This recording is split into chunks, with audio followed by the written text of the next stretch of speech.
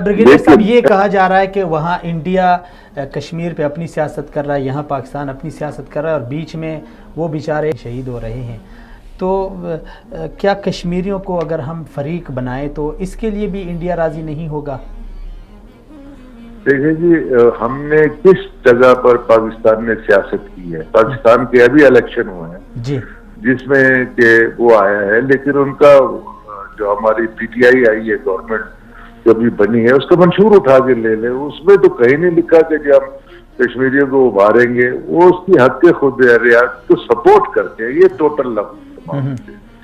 अब उसमें हमारा जाहिर है ये सैफ फरीकी तीसरा फरीक पे आए, लेकिन वो आने नहीं देंगे। वो कहते हैं कश्मीर हमारा अटूट अंग है, इस पे आप बात ही ना करें। अब जब मसले पे आप बात ही नहीं करते जो कोर इश्यू है, तो मसला हल कैसे हो?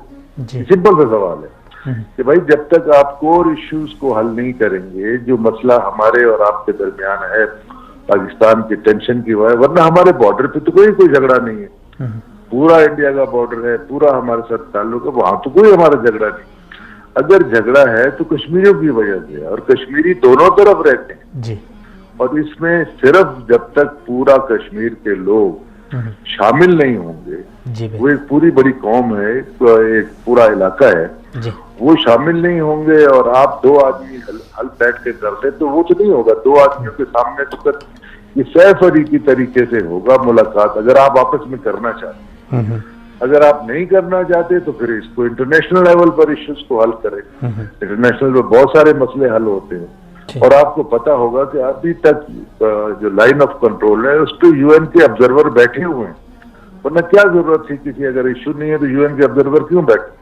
वो डेली रिपोर्ट करते हैं, मॉनिटरिंग करते हैं, और जब करारदाद मौजूद है, करारदाद पे अमल दरामद करना होता है। आपकी एक करारदाद के ऊपर पूरी दुनिया ने इराक पे हमला कर दिया, वो भी तो करारदाद ही थी, तो पूरी दुनिया ने वहां पर कर दिया। अफगानिस्तान को इसी तरह देख ले। वो करारदादों के जरिए मसलों को हल किया जाता है और अखबार मुत्तहिदा एक फोरम है, प्रॉपर फोरम है जिसमें सारी दुनिया है और उसके ऊपर हल करना चाहिए। अब तीसरा हल रह जाता है फोर्सेस के जरिए, ताकत के जरिए।